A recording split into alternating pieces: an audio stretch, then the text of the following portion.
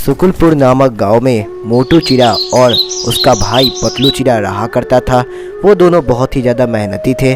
मोटू चिड़ा कुछ भी काम नहीं किया करता था और उसका भाई पतलू बहुत ही ज़्यादा मेहनत किया करता था और जाकर बाज़ार में दुकान लगाया करता था, जिस पे कि वो अपने जलेबियों को बेचा करता था। बहुत सारे लोग आया करते थे। लोगों को पतलू की जलेबी बहुत ही ज़्यादा पसंद आया करती थी, तो लोग भी बहुत ही ज़्यादा ख़रीदा करते थे। ये सब देखकर बाकी दुकानदार उससे बहुत ही ज़्यादा जला करते थे। पतलू उन्हें जलता हुआ देख बहुत ही ज़्यादा खुश हुआ करता था और अपने जलेबी में और बढ़ोतरी करता रहता था और अपने जलेबियों को और अच्छा बनाने की कोशिश किया करता था। ये सब देख बाकी दुकानदार वाले भी सोचते थे कि काश इसके सामने ही एक और जलेबी वाला आकर दुकान लगा दे, जिससे कि पतलू की आमदनी ही रुक जाए। कुछ ही दिनों बाद बाजार में एक काला कौवा आता है, जो कि आकर पतलू को देखता है कि उसके दुकान पे इतनी भीड़ लग रही है और देखकर उसके अंदर जलन की भावना आ जाती है और अपने मन ही मन में सोचता है, अरे अरे इसके दुकान पर इतनी भीड़ लग रही है, अरे ऐसे कैसे? मैं जहाँ पर अपनी दुकान लगाता हूँ जलेबी की, वहाँ पे तो बिल्कुल भी भीड़ ही नहीं होती। अब मुझे कुछ करना ही होगा। आखिर इस पतलू के दुकान पर भीड़ कैसे लग रही है? अच्छा, इसके सामने तो कोई जगह भी नहीं खाली है। और तभी वहाँ पर जो पतलू के दुकान के सामने दुकानदार था, वो काले कौवे को देखता है और उसे पहचान जाता है कि वो तो वही कौवा है जो कि जलेबी बेचा करता है। और तभी वो दुकानदार उसके पास जाता है और जाते ही कहता है, अरे क्या तुम जलेबी यहाँ पर लगाने की सोच रहे हो क्या? लोगों को जलेबी बेचोगे क्या तुम काले कौवे? और तभी बोलता है काला कौवा, अरे हाँ मैं तो यही सोच रहा था, लेकिन इस पतलू का क्या करें? ये कहीं हमारी जलेबी को बिकने ना दे। और तभी वो चिड़ा बोलता है, अरे अरे तुम चिंता मत करो, तुम पहले आ जाओ और मैं अपनी दुकान यहाँ से हटाकर दूसरी जगह लगा लूंगा, तुम बस इसके जगह पर आ जाओ। और तभी बोलता है काला कौवा, अरे हाँ तुम क्यों चिंता कर रहे हो, मैं आता हूँ, कल ही से आता हूँ यहाँ पर। और ये सब देख आराम से काला कौवा खुश हो जाता है और वापस चला जाता है। अगले दिन सुबह ही पतलू रोज की तरह अपनी दुकान को लाकर लगाने के लिए आता है। तभी वो देखता है कि सामने काला कौवा खड़ा है और कह रहा होता है, आओ आओ, एक जलेबी के ऊपर दूसरा जलेबी फ्री, जल्दी आओ, आकर मुझसे जलेबी खरीदो। और तभी ये सब पतलू देखकर सोचता है, अरे छोड़ो, इससे क्या ही मुझे करना, और जाकर अपने दुकान को लगा देता है। उसकी तरह जितने भी लोग आया करते थे पतलू के दुकान के पास जाने लगे और उससे जलेबी खरीद कर खाने लगे। और ये सब देख काला कौवा बहुत गुस्सा होता है और कहता है अपने मन ही मन में, अरे मैं तो फ्री में दे रहा हूँ और फिर भी कोई नहीं खरीद रहा, आखिर ये हो क्या रहा है? और तभी वो कहता है, अरे अरे आओ, स्वादिष्ट जलेबी, एक जलेबी के ऊपर 3 जलेबी फ्री, एक जलेबी के ऊपर 3 जलेबी फ्री। और ये सब देख पतलू सोचता है, आखिर इसके जलेबी में बात क्या है कि ये इतनी सस्ती जलेबी बेच रहा, रुको मैं ही जाकर जरा चखता हूँ। और तभी पतलू उसके जलेबी के पास जाता है और उससे एक जलेबी खरीदता है। और जब वो खाता है तब वो कहता है, अरे ये तो बिल्कुल मेरे से भी अच्छा जलेबी बना रहा है, आखिर ये करना क्या चाहता है? अगर लोग इसके पास गए तो पता नहीं क्या ही होगा, चलो मैं जाकर अपने पर ध्यान देता हूँ। और तभी बहुत से लोग आते हैं, पतलू के पास खाते हैं और कौवे की बात सुनकर उसके पास भी चले जाते हैं। और तभी पतलू ये सब देखकर थोड़ा गुस्सा होता है, लेकिन वो आखिर कर ही क्या सकता था। लोग जाते हैं और कहते हैं काले कौवे से, अरे जरा हमें 2 जलेबी देना और उसके ऊपर 6 जलेबी फ्री भी। और तभी काला कौवा कहता है, अरे हाँ ये ऑफर बस एक ही जलेबी के लिए है, अब जल्दी बोलो। और तभी कुछ लोग उससे जलेबी खरीदते हैं और जैसे ही वो लोग जलेबी खरीदते हैं तो देखते हैं कि ये जलेबी तो पतलू के भी जलेबी से अच्छी है।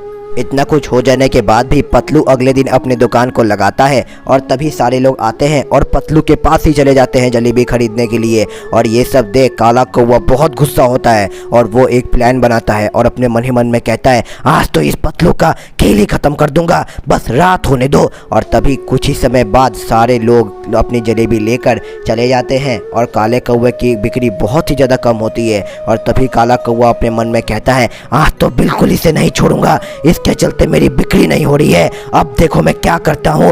और तभी रात होती है और पतलू जाने की तैयारी करने लगता है और तभी वहाँ पर काला कौवा आता है और कहता है, हे तुम्हारे चलते मेरी बिक्री नहीं हो रही है, अब तो तुम गए। और तभी थोड़ी देर बाद वो पतलू पर हमला करता है और तभी पतलू चिल्लाता है, अरे मुझे कोई बचाओ इससे, मुझे प्लीज कोई बचाओ, ये तो मुझे मार देगा। और तभी काला कौवा उसे छोड़ता नहीं है और वहीं उसे मारने लगता है, बहुत मारता है। पतलू भी उससे बहुत लड़ता है, लेकिन दोनों में लड़ाइयाँ बहुत ही ज़्यादा देर तक चलते रहती हैं। और तभी थोड़ी ही देर बाद काले कौवे के पास वो दुकानदार भी आ जाता है। कुछ लोग मिलकर पतलू को जान से मार देते हैं और पतलू कहता है आ, और उसके बाद थोड़ी ही देर बाद पतलू की मृत्यु हो जाती है। और ये सब सुनकर मोटू अगले दिन बहुत ही ज़्यादा उदास होता है और वो जलेबी बनाने लगता है। वो बहुत ही ज़्यादा जलेबी बनाता है और वो बिल्कुल ही अकेला हो जाता है।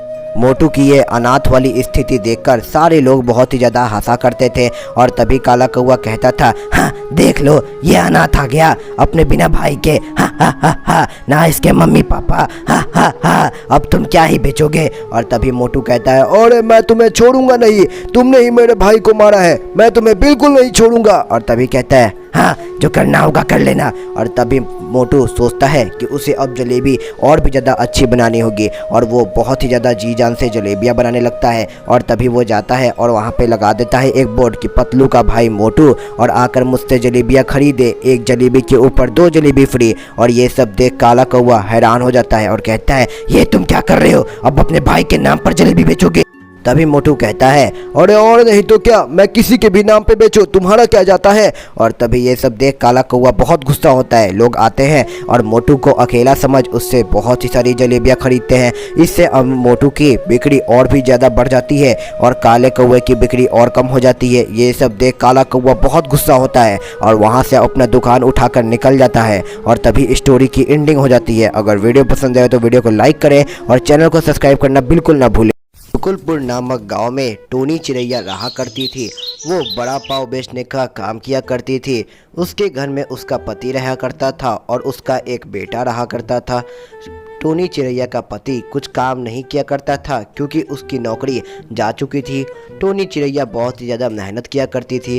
रोज़ रोज़ जाकर बाज़ार में अपने ठेले को लगाकर बड़ा पाव बेचा करती थी। रोज़ सुबह उठकर बहुत ही ज़्यादा मेहनत करके बाज़ार में जाया करती थी और ठेले के साथ बोला करती थी, अरे आओ आओ बड़ा पाव खाओ, जल्दी से आओ बड़ा पाव खाओ, टेस्टी स्वादिष्ट बड़ा पाव, जल्दी आओ। लेकिन इतना कुछ कहने के बाद भी उसके पास कोई ग्राहक आया नहीं करते थे।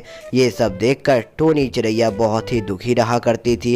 वो वापस अपने घर आती है और उसका पति तभी उससे पूछता है, विकी चिरा, अरे अरे भाग्यवान, आखिर इतने दुखी क्यों हो, क्या हुआ, कहीं ये बड़ा पाव बिक तो नहीं रहे ना, मुझे ऐसा ही लगता है। और तभी टोनी चिरैया कहती है, अरे जी आखिर मैं क्या करूं, मुझे समझ में नहीं आता, इतने मेहनत से बड़ा पाव बनाती हूं और कोई खरीदता भी नहीं है, चलो अब कोई ना, कल फिर से जाकर देखती हूँ। और आखिरकार रात होती है।